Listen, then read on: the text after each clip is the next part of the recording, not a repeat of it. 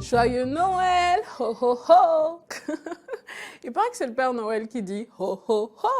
Alors bonjour chez vous, joyeux Noël. C'est vrai que nous sommes quand même le 24 décembre, c'est le réveillon de Noël et j'espère que de votre côté la maison est décorée, tout brille, tout fait cling cling cling ou bling bling bling, enfin c'est comme vous voulez, mais j'espère que la festivité se ressent déjà dans vos maisons, dans vos cœurs. N'oubliez pas qu'à Noël, il faut profiter de toutes les occasions pour retrouver les personnes que l'on aime bien. Du coup, vous et nous sommes là. Bonjour et bienvenue sur Matin d'Éden.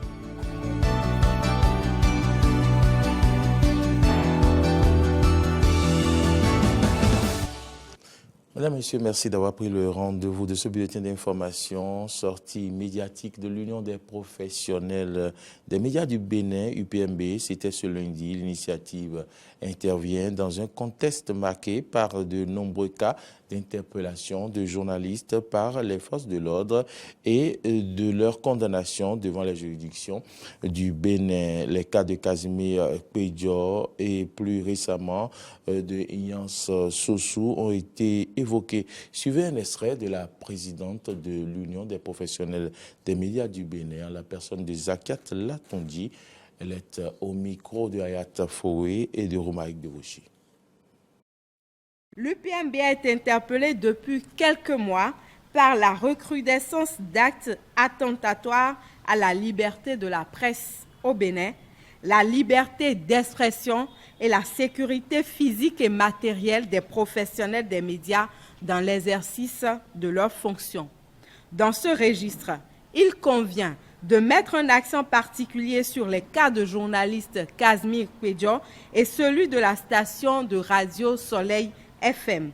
Relativement au cas Casimir, l'Union des professionnels des médias du Bénin exprime ses vives inquiétudes au sujet des menaces constantes que fait planer le Code du numérique sur le journaliste de sa mission d'informer le public.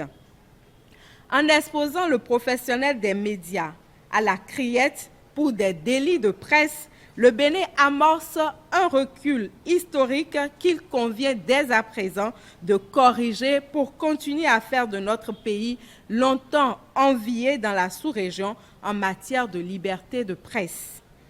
Actualité plus récente, la fermeture de la station de radio Soleil FM est une parfaite illustration des difficultés pour les médias du Bénin de s'épanouir dans un environnement sécurisé pour les médias et leurs acteurs. À cet égard, l'UPMB réitère son appel à l'endroit de la haute autorité de l'audiovisuel et de la communication et du gouvernement de notre pays pour sauver Soleil FM et ses employés exposés à la précarité de l'emploi, mais aussi et surtout pour prévenir de telles situations peu honorables pour l'image de notre pays. La déclaration de ce jour a pour objectif central l'interpellation aux premières heures du vendredi 19 décembre 2019 à son domicile du journaliste Ignace Sossou en service dans l'organe en ligne Bénin Web TV par les éléments de l'Office central de répression de cybercriminalité sur instruction du procureur de la République du tribunal de première instance de première classe de Cotonou. Cette situation, qui fait suite à plusieurs autres, interpelle doublement l'Union des professionnels des médias du Bénin sur les menaces qui planent sur les journalistes dans notre pays, mais également et surtout sur la responsabilité des professionnels des médias dans l'exercice de leurs fonctions. L'interpellation de notre confrère suite à des accusations de publication d'informations sorties de leur contexte formulées à son encontre par l'autorité judiciaire lors du forum Verifox contre les fausses informations organisé à Cotonou par Canal France internationale. Il est reproché à Ignace Sossou d'avoir relayé et travesti sur sa page Facebook les propos du procureur de la République venu à l'occasion du forum animer l'une des communications prévues à cet effet. Informé de cette situation, l'Union des professionnels des médias du Bénin a dépêché une délégation à l'Office central de répression de la cybercriminalité aux fins de s'assurer de l'exactitude de l'interpellation du confrère, des mobiles de son interpellation et de s'assurer de son lieu de garde à vue. Dans cette logique, la délégation de l'UPMB a échangé avec le journaliste Ignace Sossou ainsi que le procureur de la République, Mario Metonou, en vue du dénouement de cette situation de privation de liberté à un professionnel des médias. À l'issue des échanges avec les parties impliquées dans ce dossier et ayant reçu l'assurance que les diligences nécessaires seront faites dans les prochaines heures pour tourner cette page, l'UPMB saisit la présente tribune pour en appeler à la conscience professionnelle de tous les acteurs des médias du Bénin. L'exercice de sa profession est un sens aigu de responsabilité et est un gage de sécurité pour le professionnel des médias.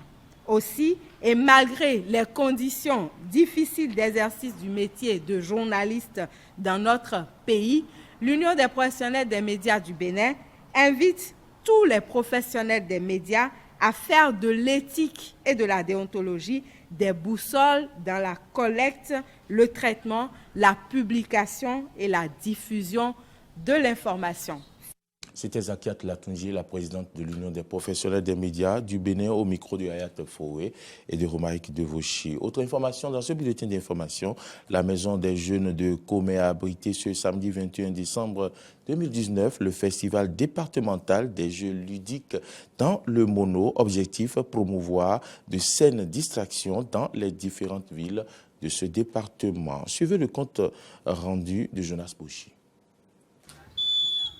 Les jeux ludiques participent de la sociabilisation et renforcent la paisible cohabitation des populations. Et c'est pourquoi la direction départementale du tourisme, de la culture et des sports du Mono veut les promouvoir par ce festival qui offre d'agréables moments de compétition aux pratiquants de ces jeux.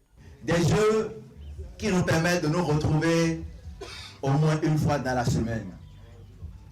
Lorsque nous avons perdu tout notre temps dans les stress du travail, c'est autour de ces jeux les soirs que nous nous retrouvons, parfois même à oublier notre famille, parfois même à oublier nos femmes à la maison et à se taquiner avec quelques cris.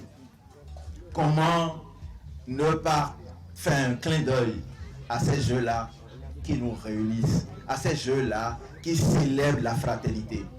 C'était donc toute une journée de jeux de dominos, de belote pour les hommes et la course de jarre pour les dames dans une ambiance de raillerie, de taquinerie agrémentée par moments avec des éclats de rire. Et les meilleurs sont répartis avec des cadeaux et des trophées qui témoignent de leur parfaite maîtrise de ces jeux. C'est le fruit d'un travail de longue haleine. Nous nous sommes bataillés pour cela. C'est des gens qui cherchaient pendant longtemps cette opportunité pour pouvoir s'exprimer. Et ça leur a été offert. Je suis très ému que le jeu ne s'arrête pas à cette phase. Après une phase départementale, on aurait souhaité que le ministère même prenne en charge la phase nationale. On est ravis, très ravis même, d'avoir participé à cette compétition. On remercie le directeur départemental d'avoir organisé cette compétition. Et nous promettons que pour les faire venir en faire davantage. Et on remercie aussi le président de la République qui s'est investi pour que ce championnat puisse se passer dans de bonnes conditions. Cette journée s'est achevée par le pari des festivaliers et des organisateurs d'être encore au rendez-vous l'année prochaine à ce festival. Autre information également, restons dans le Mono où les compétitions de génie en herbe organisées au profit des apprenants des lycées et collèges ont connu leur épilogue ce 20 décembre 2019 à la Maison du Peuple de Lokossa. Je laisse Bouchi pour le point.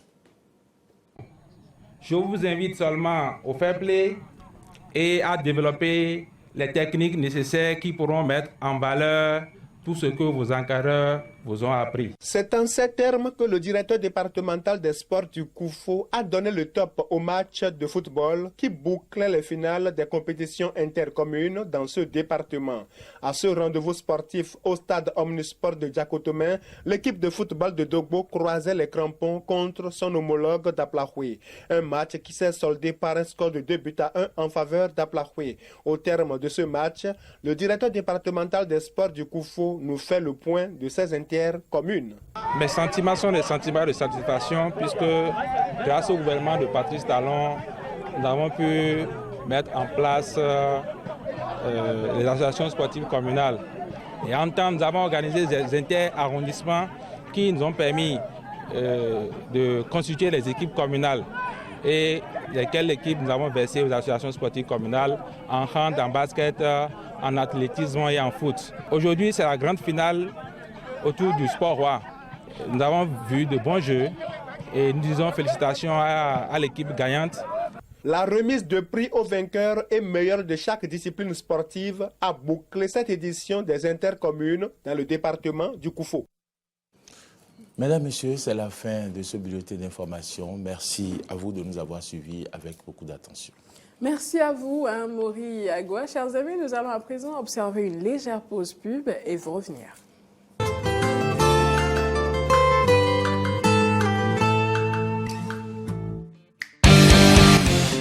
Oui, allô? Moi, c'est Afounan.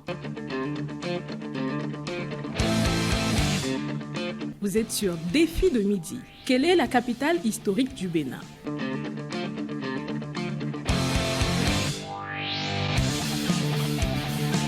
Appelle le 69 32 03 03 et gagne un lot. Défi de Midi, c'est tous les mardis et jeudis sur Eden TV.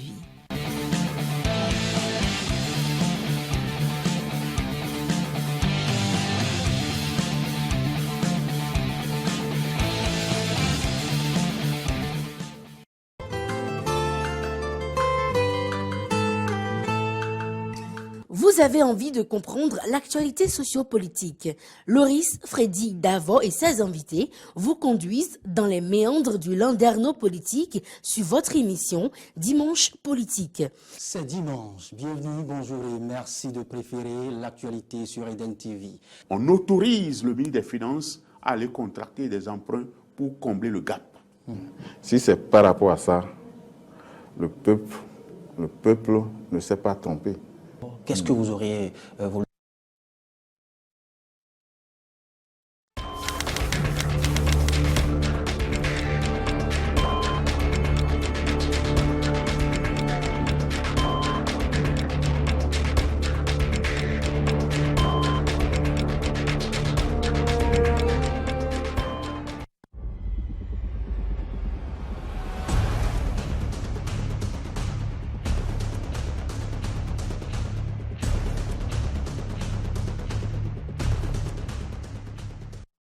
Bienvenue à ce rendez-vous de la revue des titres sur Matin d'Éden de ce 24 décembre. Nous démarrons par La Nation qui affiche sa manchette coopération transfrontalière, un accord cadre signé entre le Bénin et le Togo. Le Bénin et le Togo ont signé ce lundi 23 décembre un accord cadre de coopération transfrontalière entre les deux pays. C'est une nouvelle ère qui s'ouvre pour plus de partage d'antennes et de coopération, d'entente plutôt et de coopération.